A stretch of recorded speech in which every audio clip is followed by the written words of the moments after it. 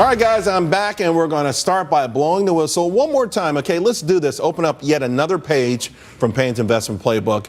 And, well, today we get our lessons from Google. Today is the 10th anniversary of Google's initial public offering, and wow, it has been one for the ages.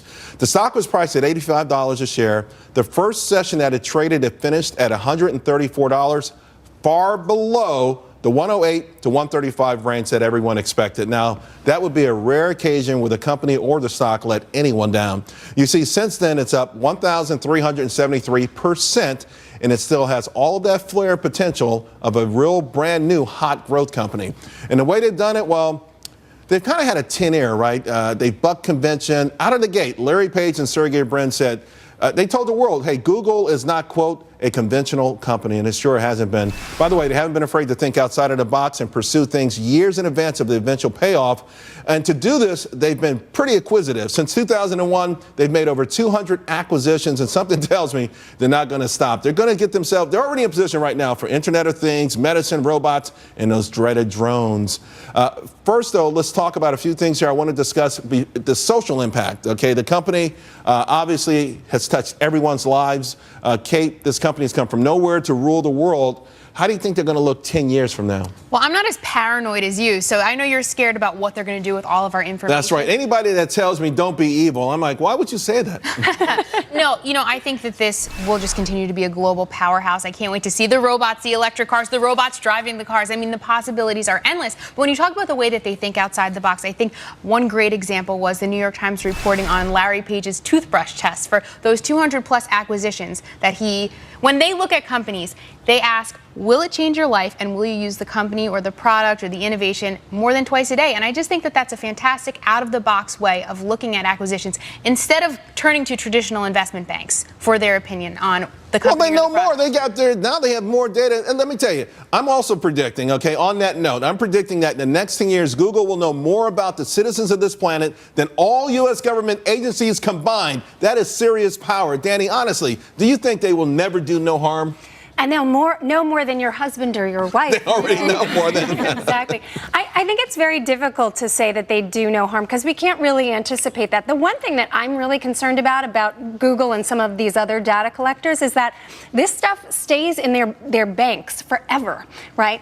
And we are being sold our own information back to ourselves and to retailers. So your information is going from Google to everybody and their mother and then back to you. So we say that we don't have to pay for Google, we don't have to pay for search. That's baloney. We're paying with our lives. And I think that's everything. What the model is going to be going forward. I mean, look at Facebook. That's exactly what Facebook is doing. And that's, as we see these inter-sharing companies, they're capitalizing on our own content and making advertising revenue dollars by just selling our content back to us. Although Google's taking it a step further. I mean, they are, yes. The drones that fly over your backyard, the vans that go in front of your house and take pictures, those are uninvited. Those are uninvited intrusions, and they've taken the liberty of doing it anyway to add with the data they already know about you.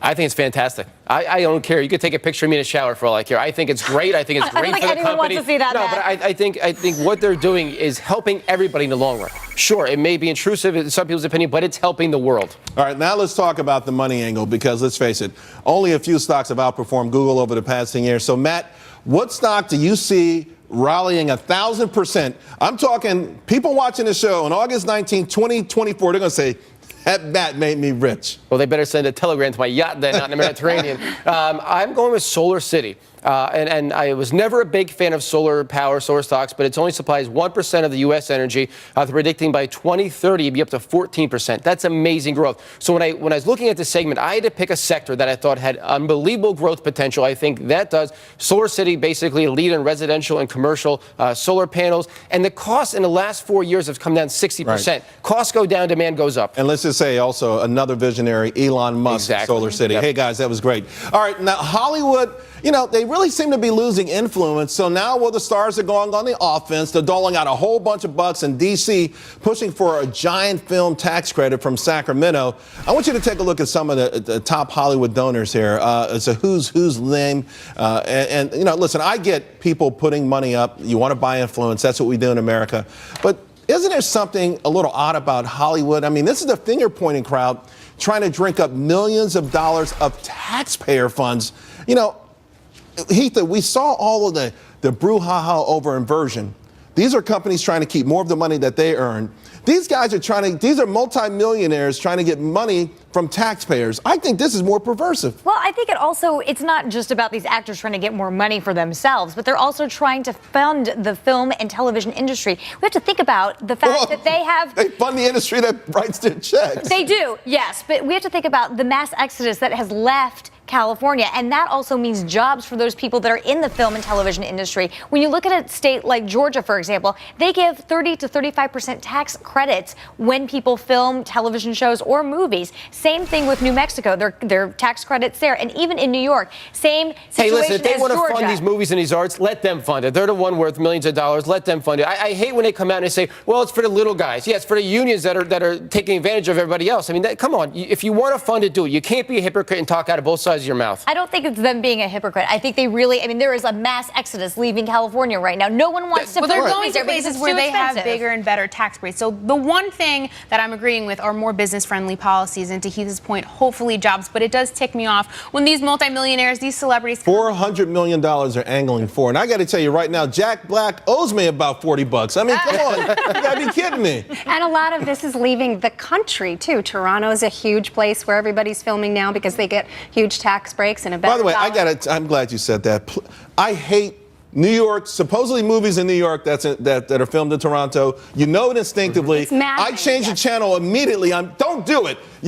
I'm upset. Stop it. You're like, there is no street called that in New York. I know exactly what you mean. But the fact is, it's a better deal. They have to, look at their margins and they have to make more money. So do you like the idea of Hollywood going on the offensive here? Listen, okay, so Spielberg, instead of making $50 million this year, you might make $48 million. Again, I don't have a problem with it, but I do have a problem with that. These are the guys who are spending a lot of money to keep the Democrats in control in D.C., to get Sacramento, California to fork over taxpayer money to them. There's something wrong with this particular group, in my mind, angling for this. Well, they're taking money from the average California resident and it's going into their pockets. Right. In a roundabout way, that is coming back to them because if they're doing more movies and more shoots in California, who's making money off that? The companies that are They are, but don't you think that is job creation? I have to say, don't you think that is creating jobs for California? No. California needs to lower their taxes. All right.